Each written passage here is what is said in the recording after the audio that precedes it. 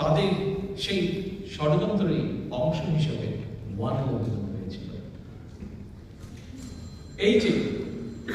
এই যে শক্তি অপশক্তি, এই অপশক্তি কিন্তু বর্তমানে মহাজোটের নামে, আগেও বলেছি আপনাদেরকে আমি, মহাজোটের নামে একজোট হয়ে বর্তমানে বাংলাদেশের ক্ষমতায় জোর করে দখল করে রয়েছে।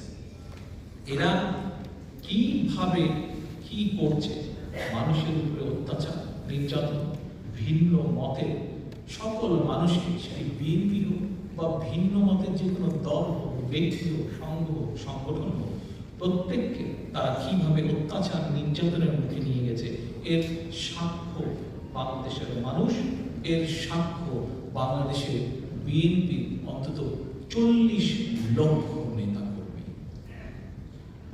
এদের কোন সেক্টর বাদ দিয়ে আপনাদের সঙ্গে